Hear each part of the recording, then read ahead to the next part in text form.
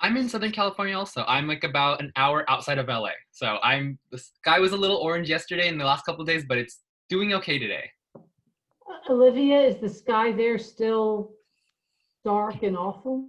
Yeah, it's not as dark as it was yesterday, but pretty much I've been inside the house for like 2 days straight. So kind of going crazy, but it's fine.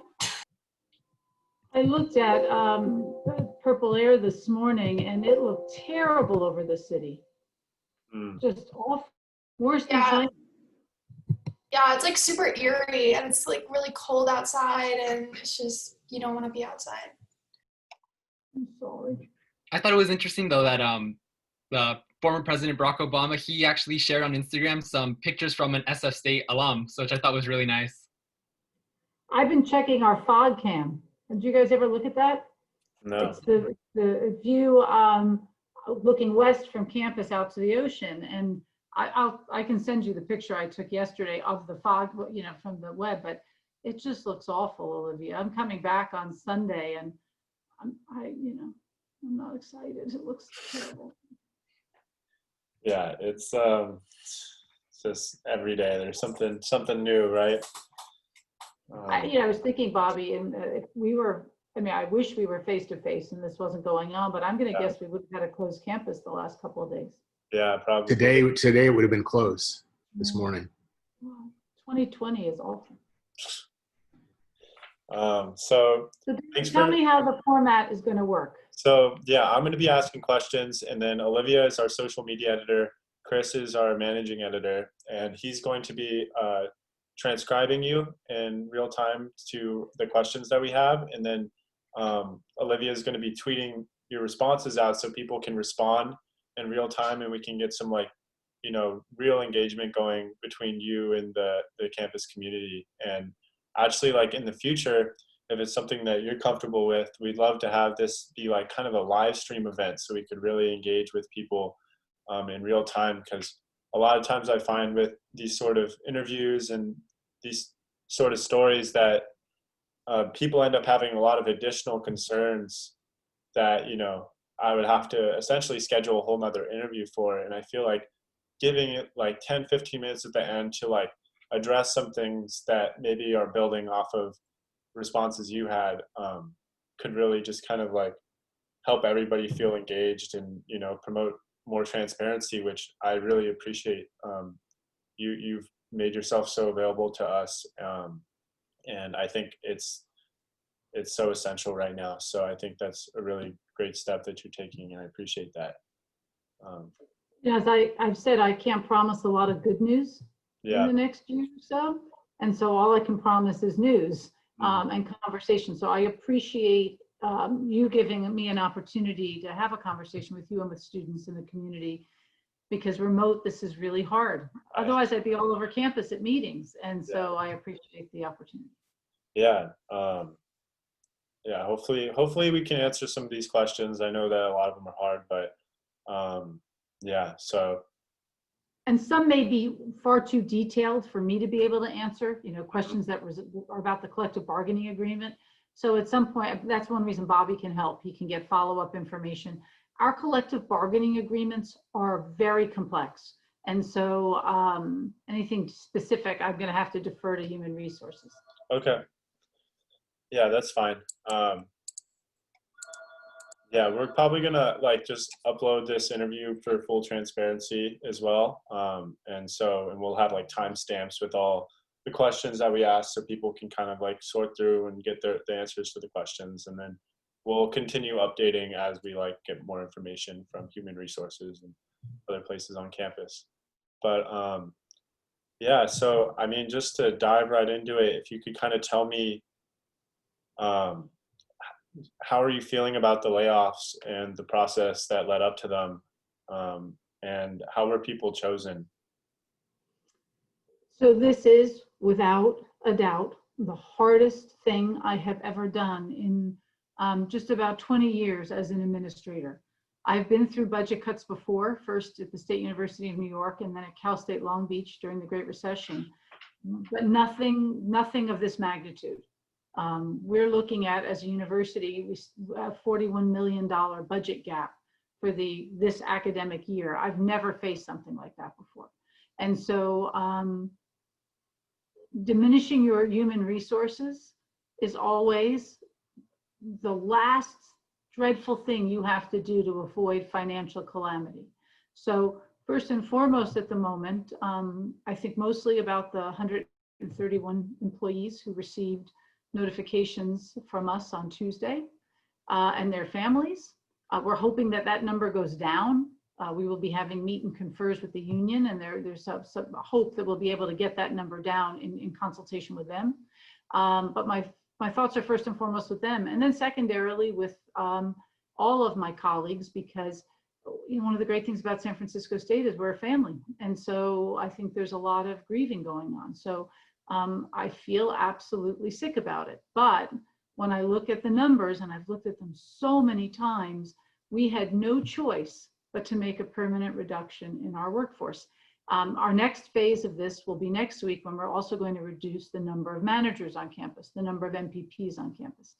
That's a much smaller category, so it won't be nearly 131. It'll probably be closer to 12 to 15. There are only about 200 on campus. But we have to do this as fairly as possible. The process is driven by the collective bargaining agreement for staff. I don't know if you want some budget numbers, and we can share on the web, on the University Budget Committee website. The presentation was given the last week in August that has these numbers. We were able, through a really tremendous amount of work across campus, to get our budget gap down from 41.1 million to 11.1 million. And now we're going to take a slight gamble on some better spring projections for enrollment, and we were able to get the gap down to 9.1 million. And so we looked at that number, and then the Human Resources looks at classifications. Every lost employee is a loss to the university, but we look to minimize where those hits were, and you do it by classification. And so there's not a lot of strategy. You can't say 3 people from this office and 6 people from that office, and this office will temporarily shut.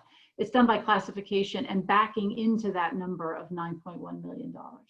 And that, I think, it's a fair way, because it's what the staff has negotiated with the state, but it's also a frustrating way because it's so mechanical.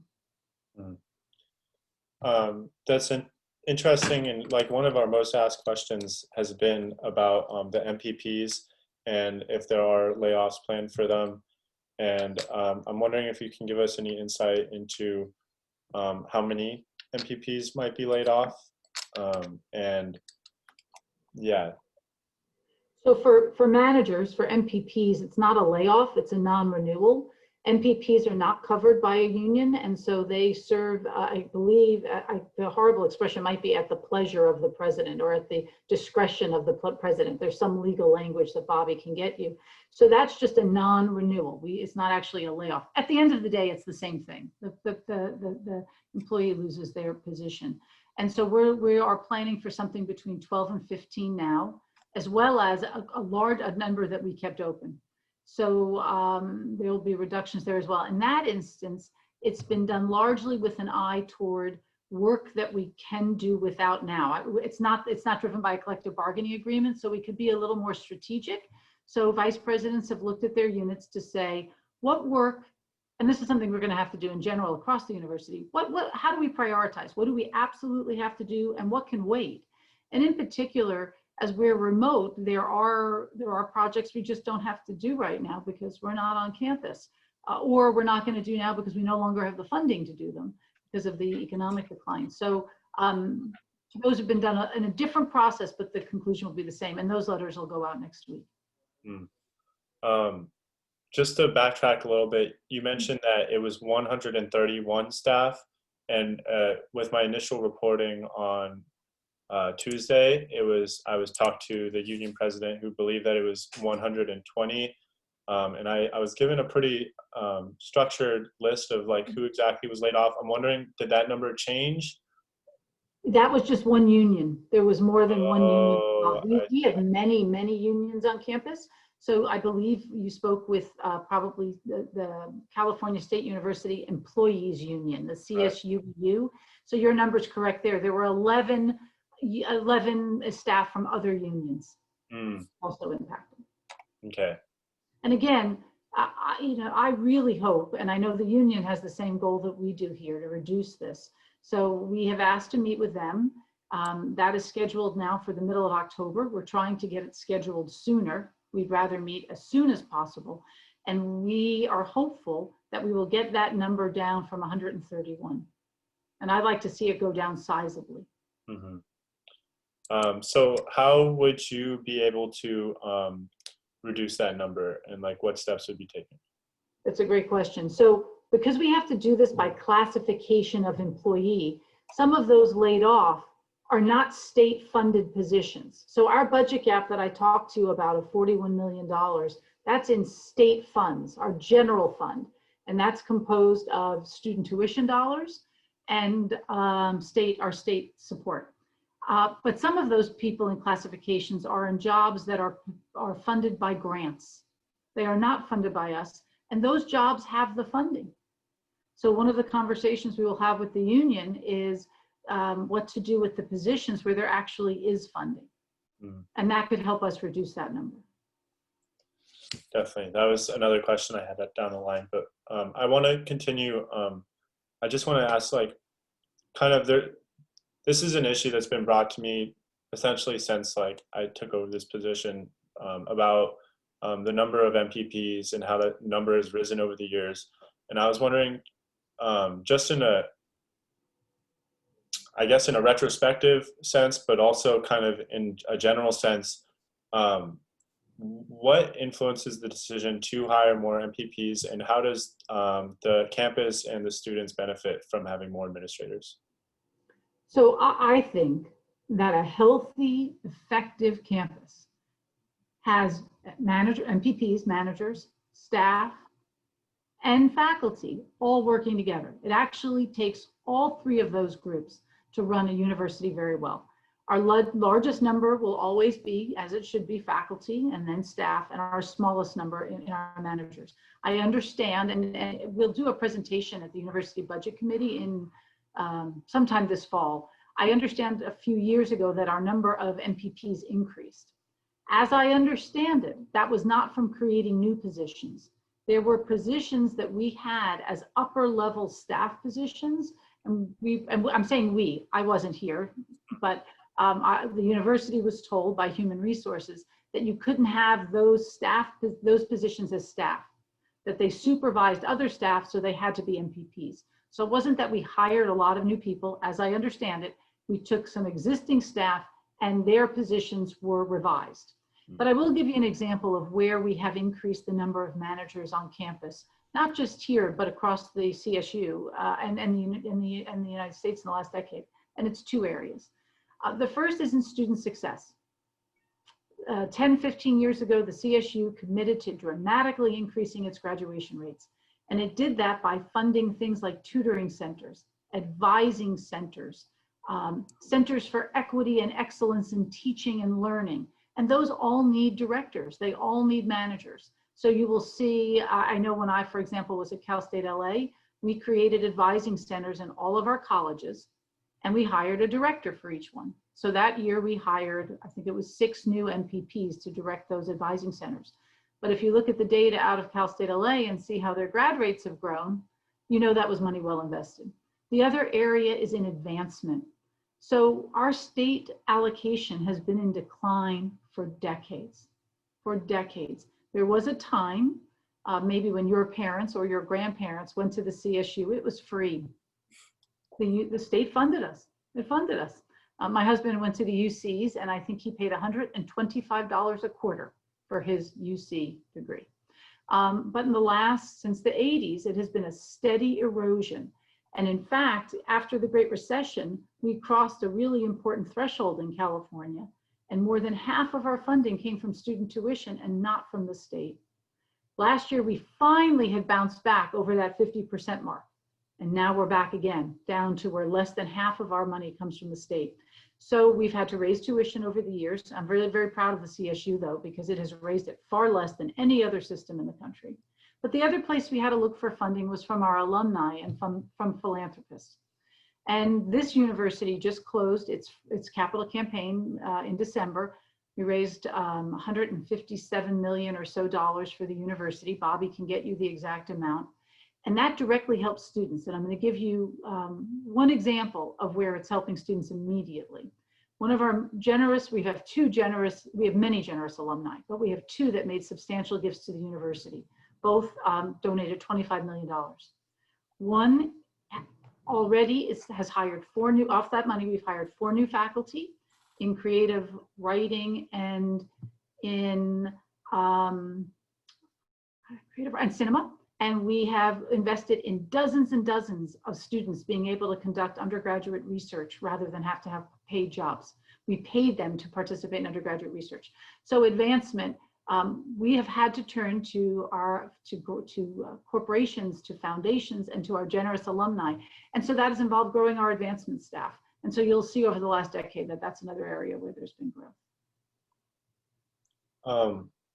I want to talk about the types of people that were included in the layoffs and how they kind of apply to a lot of the issues that we're having on campus right now, and things that will, you know, need to be addressed before we're able to go back to campus, and as the campus continues to repopulate over the next few years, hopefully.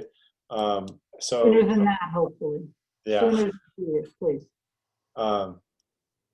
Yeah, I think, yeah, it sounds, but I was looking at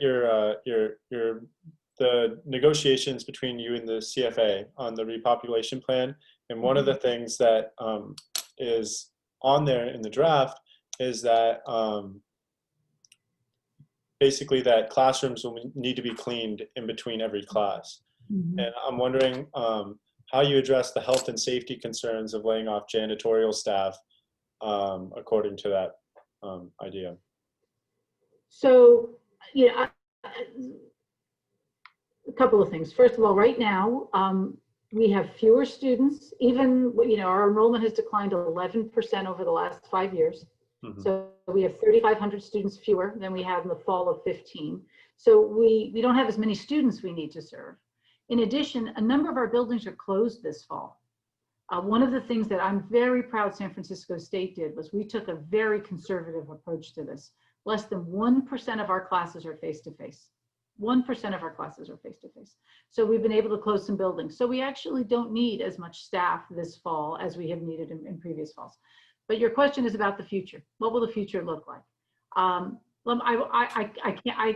been, unfortunately, had to say I don't know a lot in the past since the pandemic hit. But what I will say is this: we will not repopulate this campus until I can be assured that we will be safe.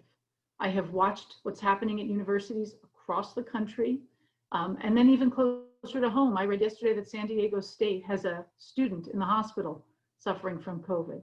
So we will not repopulate until we can do it safely. How that will look, I can't answer that question yet. I think I join many with, I'm hoping that there will be a vaccine. And so by the time that we repopulate, we'll be back to fully normal and we'll all be vaccinated. That is certainly my goal.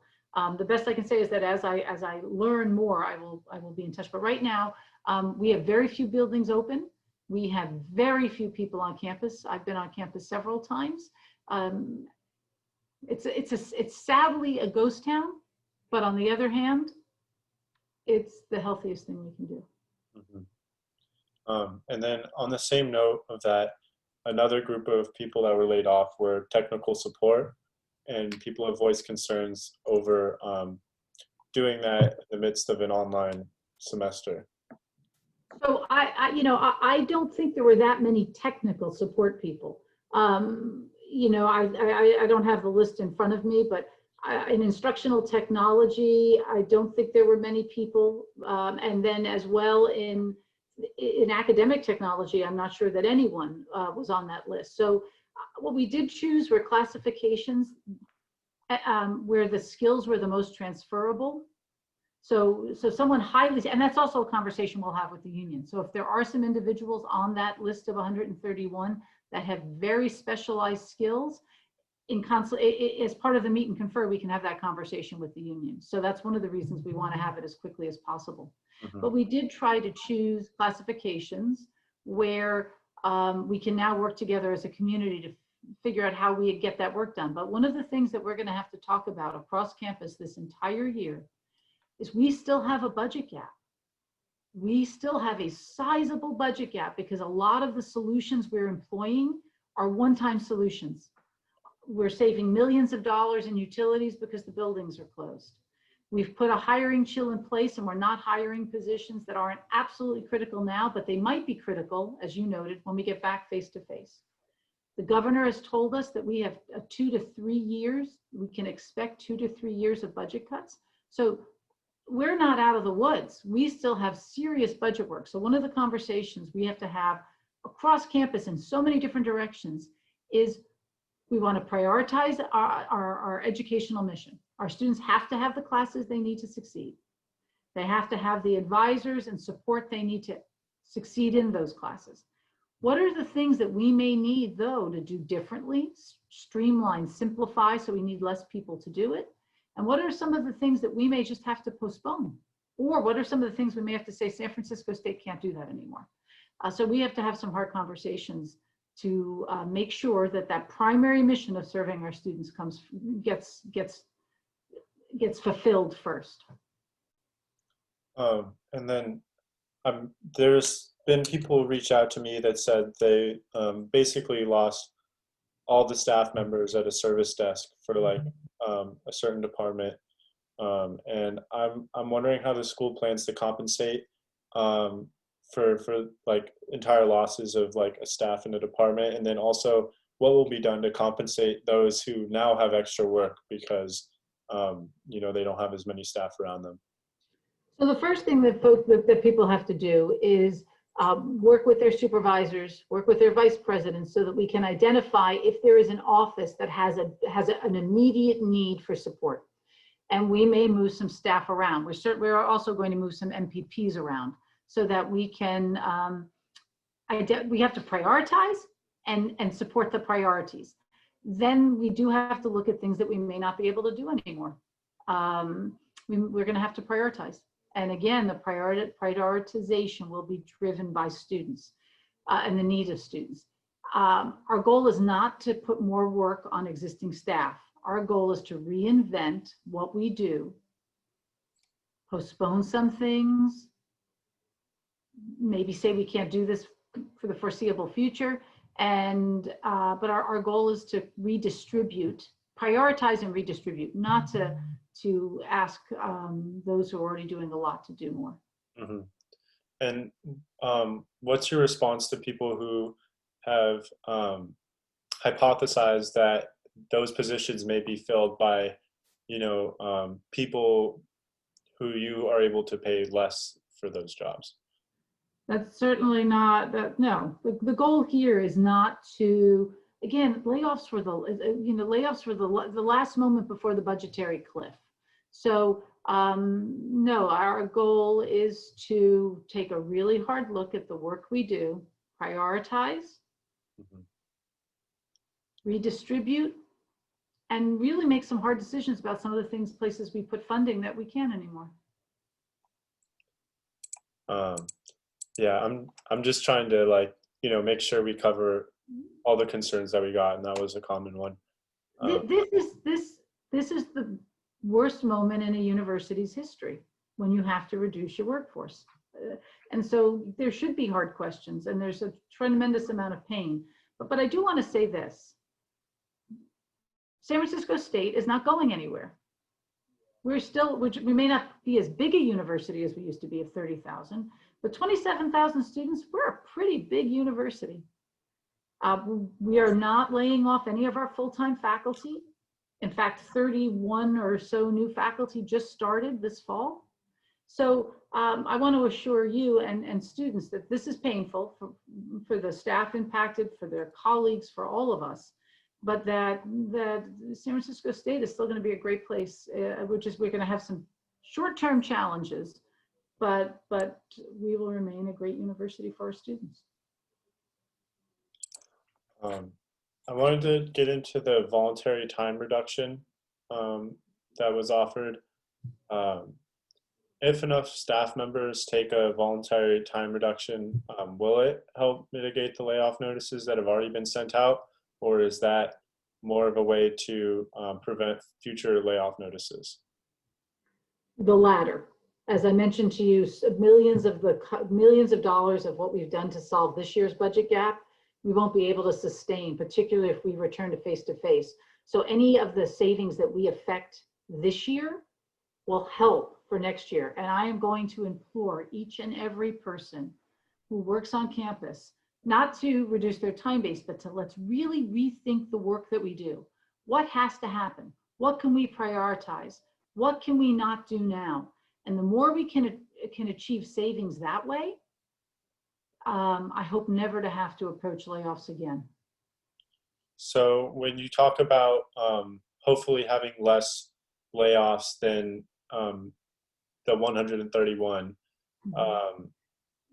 those reductions would come from people who were employed on grant money, if I'm following you correctly?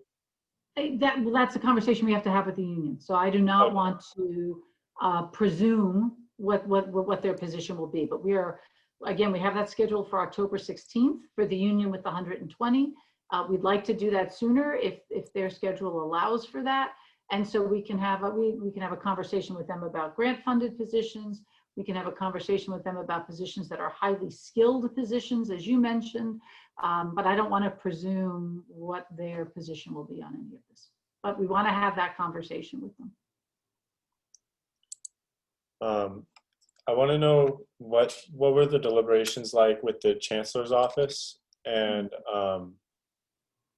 did the administration reach out to the chancellor's office, and what were those deliberations like?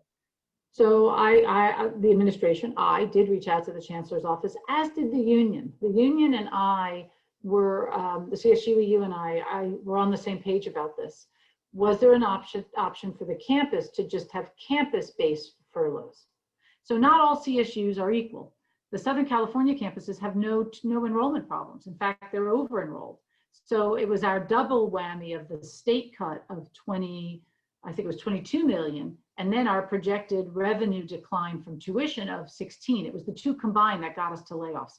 Whereas Cal State Long Beach or Stanislaus State, they're over-enrolled. So we asked if we could do that campus-based, and the union asked, and we were told no, that we are legally one university, the California State University. So any kind of unilateral action to reduce compensation has to be done centrally. I also talked to them along the same lines about furloughs just for MPPs, or even reductions in executive compensation for the cabinet. And again, the answer is the same. As one legal university, if you're going to make an across-the-board change in compensation to an entire classification, whether it's a represented or an MPP, it has to be done centrally. And I know I speak for my union colleagues as well as others. There's a lot of frustration that we couldn't have more campus-based solutions beyond layoffs and restricted spending at the campus level. So I will continue to push, because again, this is only the first year of a budget cut. Unless something miraculous happens in the state of California, we're going to get another budget cut next year. And I'm going to continue to push for mitigations like furloughs instead of layoffs, or any mitigations, reductions in compensation for managers, anything that would help us mitigate layoffs. But again, we're legally one university when it comes to compensation issues. Are faculty jobs at risk? I have no plans to pursue layoffs for full-time faculty. There were lecturers this year who had their course assignments reduced, and some may not have gotten work, but that's a function of our declining enrollment, not layoffs. Again, our enrollment is down 11% in the last 5 years, and it was down over 7% from fall 19 to fall 20. We have 2,000 fewer students this fall. That's primarily international students and freshmen. I'm happy to say that our continuing students have come back in very healthy numbers, and that thrills me mostly because getting your degree is the single most important thing you can do as you face an uncertain economy over the next few years. So no, so yes, there were some lecturer appointments that were reduced, but that was a function of we just have we need less classes. But no, I have no plans to pursue layoffs for the full-time faculty. Would you mind if I read you a couple questions or couple comments that were left on my story and just give you a chance to respond to some readers directly? So some of these questions that they have, you've already answered, but I think it's just good to directly, address people. So Alicia Solar said, I am one of the 120 that were notified of the layoff. The layoff is highly problematic as there were employees laid off whose positions are grant funded or tuition based and separate from the campus budgets. Essentially, they are not state funded. What's worse is the way in which we were notified. The email regarding voluntary work reduction arrived 30 minutes prior to the layoff notice, prompting false confidence as it stated that the affected had already been notified, which is not true. So again, I will go back. We're going to meet with the union. Hope October 16th at the latest, and hopefully sooner, to have a conversation, among other things, of the grant-funded basis, of the grant-funded positions.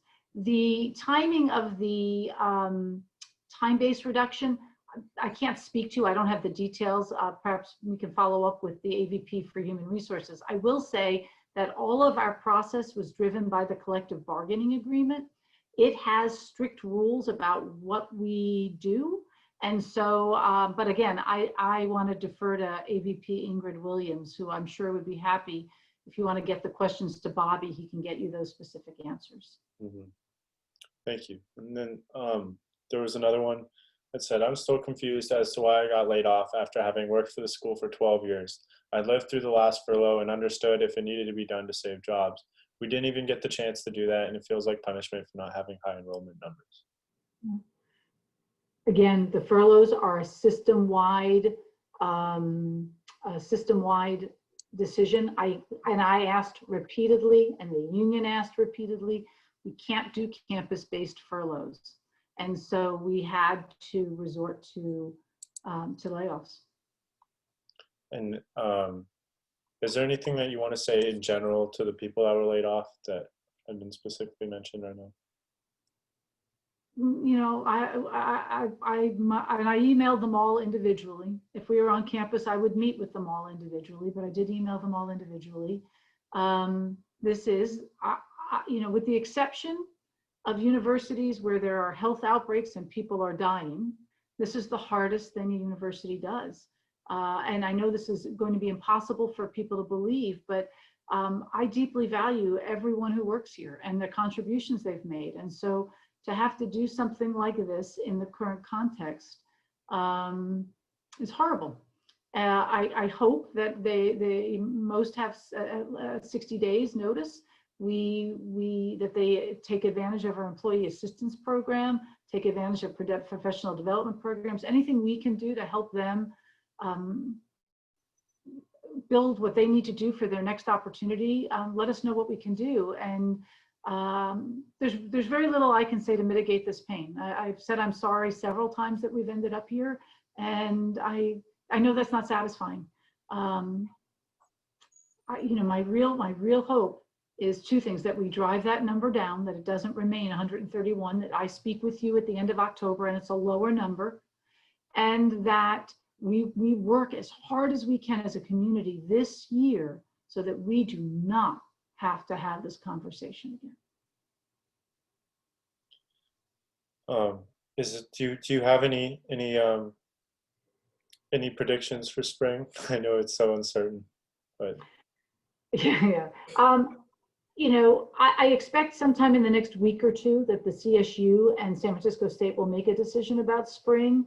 I think a number of us have been quite saddened to see the outbreaks at places like Chico State and San Diego State.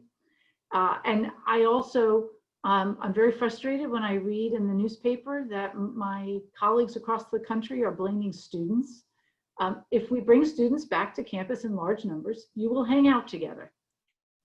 I know you will, and that's fun and it's wonderful. So I think we as an institution have to make sure that we, locking you in your rooms and having security guards at res hall doors, I won't go there. That's not an education. So if things continue the trajectory they're on, I would say it's highly likely that spring looks just like this fall. One of the things, I mean, it's killing most of us to not be together. Even when I'm on campus, my desire to hug a student is I have to stay 6 feet away. But we've had 4 cases of COVID at San Francisco State, and all 4 have recovered. So at the end of the day, this will be worth it. And then I appreciate all the feedback students have given us to help make this a better remote experience. And I'm really appreciative of the faculty who've worked hard to figure out how to do this as well as they can. So right now, David, my guess would be that spring is going to look like a lot like fall, but we have not confirmed anything, and we hope to have that news out in the next week or so or 2. So we have a few, looks like we have some real-time questions coming in to some of the things that you said.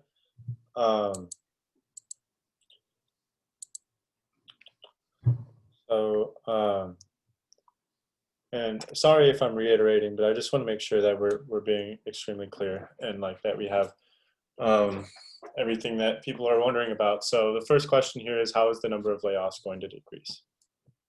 Again, we'll have a conversation with the unions about grant-funded positions, about highly skilled positions, and that will occur in a meet and confer with the union that is currently scheduled for October 16th, but we will meet sooner if it is possible. So those kinds of positions will get reviewed. Mm-hmm. Yeah, I would love to have this conversation live next time, so it can be more of like, people, because I'm sure Olivia's over there like, and Chris are just typing away. Yeah, I've just been typing this whole meeting. This is hard and complex, so I applaud any attempt you're trying to do to simplify it and get it out. Thank you. So the next question we have here is she aware how bad it looks that most of California state employees have taken pay cuts while the CSU has not? Oh, yeah, well, again, it's centrally done. So some of the employees across the state, it was in the governor's budget. And so the governor did that centrally. Here it has to be done by the California State University centrally.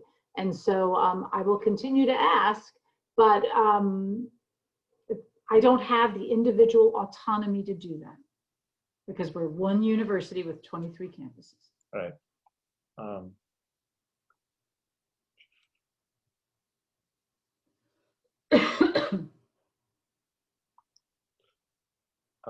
Yeah, some of these questions are reiterating, but I think it's going to be really, really nice for Olivia to be able to respond to their comments directly. Why would SFSU lay off employees from facilities maintenance, painter, and building service engineer when there's already less workers and the infrastructure and maintenance issues have compounded over years due to poor leadership and financial mishandling in facility services? So again, the layoffs were done by classification. So it wasn't a specific area that was targeted. And now the vice presidents are going to have a lot of hard work to do with their managers and their employees to make sure that the necessary work gets done. And again, that might require that we don't do other work. This particular year, fall, we're helped by the fact that our residence halls are sadly almost all closed and empty. And our buildings, a good number of them are closed, and the ones that are open are minimally used. We're going to have a conversation about what to do when we go back face to face, but one of the things that we're hopeful for is when we come back face to face, of course, is that students will be able to live in housing, so we'll have more, and we'll have our freshman class will be larger again. But we're going to have some hard work to do to make sure we meet our core mission with fewer people. Next question we have here. What is happening with the reserves that the state directed CSUS to use before firing? So there's a lot of confusion about reserves. And again, on the university budget committee, there's some information up there from an earlier meeting, and there'll be another presentation. When people talk about how the CSU had, I think it was, the number was $450 million in reserves, That was not money located in the chancellor's office. That is reserves across 23 campuses and the chancellor's office. On our campus, we had $14 million of that. And then we identified another $8 million in other unallocated funds for $22 million. So we've committed, I think maybe it's 21. We've committed to using about 35% of that this year, knowing we're going to have to use another chunk of it next year when we get another budget cut. So there's a lot of misinformation or confusion about the reserves. They are not monies that the chancellor just has and can give out to each of us. It's our own monies. And I know people have asked why other CSUs aren't helping those with an enrollment decline. You know, no CSU is adequately funded. This is my third. My previous two did not have enrollment challenges, but they were not well funded either. And again, it goes to having kept our tuition reasonable and to having declining state support. So even for those campuses that don't have enrollment challenges, this is a painful moment. So we are using, I think it's 35% of our reserves this year. We will be prepared to use another percentage next year. And then we're trying to get it to those reserves to extend over 3 to 4 years because the governor has told us we're going to get more budget cuts. The next question we have here is, why are many frontline workers being laid off before those of school admin? Before those? Before school administration officials. Well, again, we are going to also non-renew 12 to 15 administrators. And again, we went for, you know, we had to get it to $9.1 million. And so we used classifications with larger numbers. Again, there's no painless way to do this. Every single person who works on campus is valued and needed. So at the end of the day, however we slice this, it was going to be painful. I'm just going to give Chris a chance to catch up here.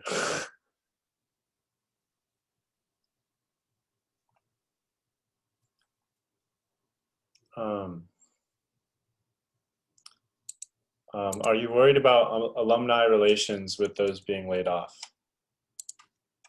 I worry about the campus morale. I worry about I worry about a lot of things, but we're going to have to, again, I think most people understand that this is an extraordinary moment.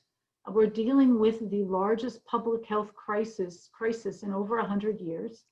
And the economic devastation wreaked by how to control the pandemic is unlike anything any of us have ever seen. I mean, people are now talking about a Great Depression.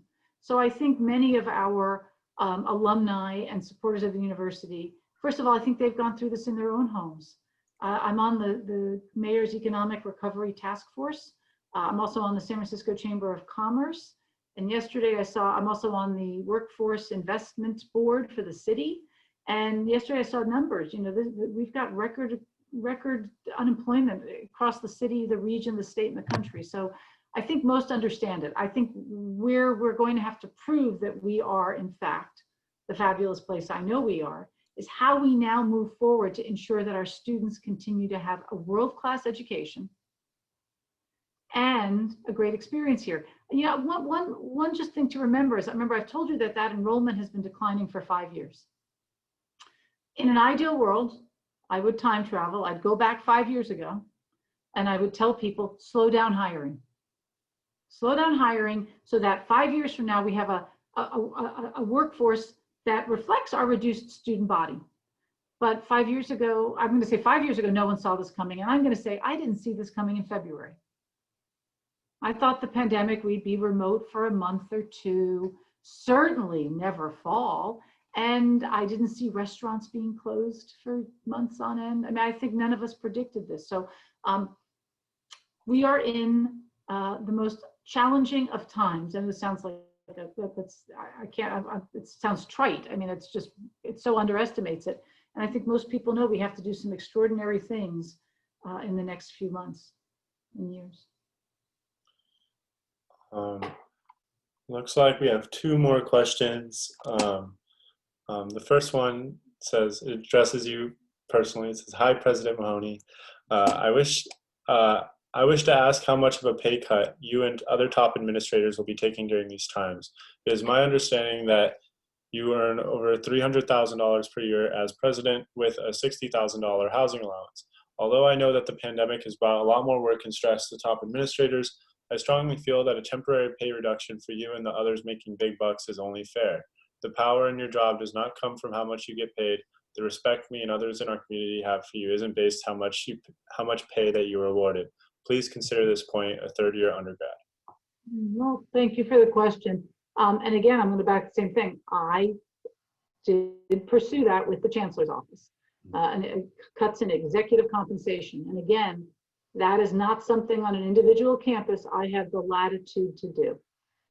Any kind of across the board cut in compensation, even if it's temporary, which is an effective furlough, I do not have the latitude to do on an individual campus.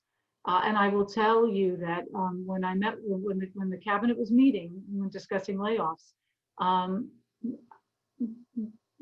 uniform support for a pay reduction. But again, I can't do that uniformly. I do not have the latitude to do that at an individual CSU. I'm really glad that you were able to answer that question. I've got it so much, like, not just from this this story, but like, you know, like I said, since I took over this position. So I think that will bring a lot of clarity to things. It will bring clarity, but not satisfaction. Yeah, absolutely. But I think that, like, you know, allowing, you know, just even like if it's just a few people on Twitter that see this or whatever, but like being able to build off this dialogue, especially in our reporting, and being able to understand your perspective more, it will help us, like, you know, continue to build on the conversation rather than just like, yeah. And let me just add, again, sadly, this is not a one-off budget problem. Mm-hmm. We're going to get a reduction in our state budget next year. The governor has already told us that. We're already committed to an advocacy campaign so that that reduction is as small as possible, but we have been told to expect it. So I will continue, as we discuss this as presidents and as the California State University system, to put reductions in compensation on the table for executive compensation. Well, I think that's everything I have here. So I appreciate all your time. Chris, do you think there's anything else that I missed? I think we're good. I think a lot of the kind of what David was saying, I think a lot of the questions were kind of just focused on, I guess, what MPPs and what administration might be, what they might be dealing with. But I feel like we've pretty thoroughly gone through that already. So yeah. Can I just say a couple of other things, and we can get you numbers on this. I am very well compensated. I'm compensated beyond what I ever thought I would ever earn when I became a lecturer in history. But many MPPs make less than our full-time faculty. So I hope that when we don't paint an entire group with the same paintbrush. So there are MPPs who make less than an assistant professor makes. So we just have to be a little sophisticated there. The other thing is MPPs are a fraction of our budget. They are the smallest number. They are the smallest of our employees, even though I individually, again, make a tremendous amount of money. My vice presidents do as well. Not what I make, but they are also well compensated. It's a tiny percentage. So I know people have thrown around eliminate the administrators. Well, if we eliminated the administrators, we wouldn't have an effective university. We have to work together, employees, staff, faculty, and administrators. But it's a small number of people. And Bobby can get you some of those numbers too, if you're ever interested. It seems that, like, I already knew that this is me. A question has asked a lot, but I wasn't going to address it because I know you've addressed it before, but since we're addressing concerns directly, students want to know about tuition and why are we still paying for the gym and this high tuition? So the first thing is your tuition does not actually cover the cost of your education. The state pays about half of that, about half of it. The other thing to keep in mind in terms of tuition is remote instruction is no less expensive. We're still hiring all of those faculty, and in fact, we've had to invest in professional development for faculty. We've had to buy laptops for people. We've had to help students with access. So that's the tuition issue. Then the question is about fees like Mashoof. And Bobby can give you a link to a website with information, but I'll talk about Mashoof in specific. So we have reduced the Mashoof fee, but no, we have not eliminated it because the majority of that fee does not pay for the service of using Mashoof.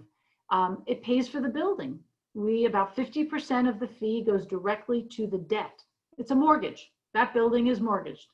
And so it goes to the debt. Another, I want to say about 20%, and again, Bobby can give you a link to this. Another 20% goes to other things related to the physical building.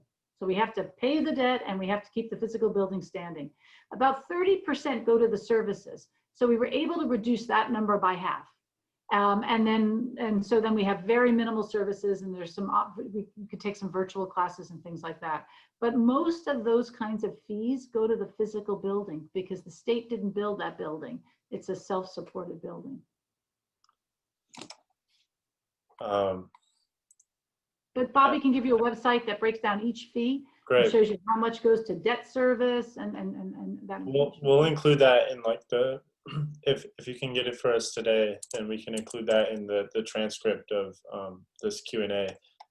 But yeah, I think we've touched on a lot of really important points that people were confused about. I'm wondering, I know there was a lot of questions about the voluntary time reductions, and I want to make sure I touched on all of those. We're going to need Ingrid Williams to answer that question, because Okay. I know some of it was driven by the collective bargaining agreement. For sure. Then yeah, I think we're good to go. Let me just say again, this is not going to diminish your academic experience. And we are going to work hard this year to make sure that it doesn't diminish your overall experience. We have to prioritize your access to classes, your academic success, your engagement with the community, with the university. So this is really bad, and it's horrific for the 130 people affected. But you know, be assured that there are going to be a lot of people making sure that you still have a spectacular experience in San Francisco.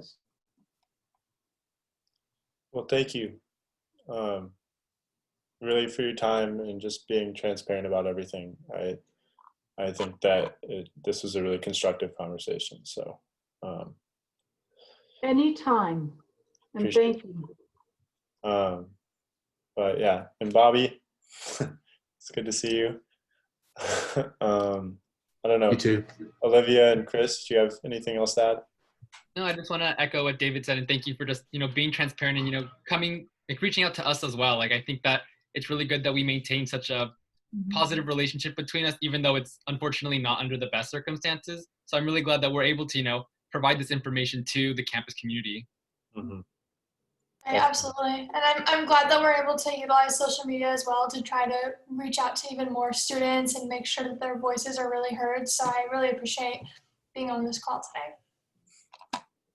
David, thank you for organizing this. I'm glad it worked out, and yeah, let's try to make it a somewhat regular experience. I think the next big news will be when we finally commit to something for spring. So we'll be in touch. Definitely. I'm going to make sure that I get the recording of this right now. See, it says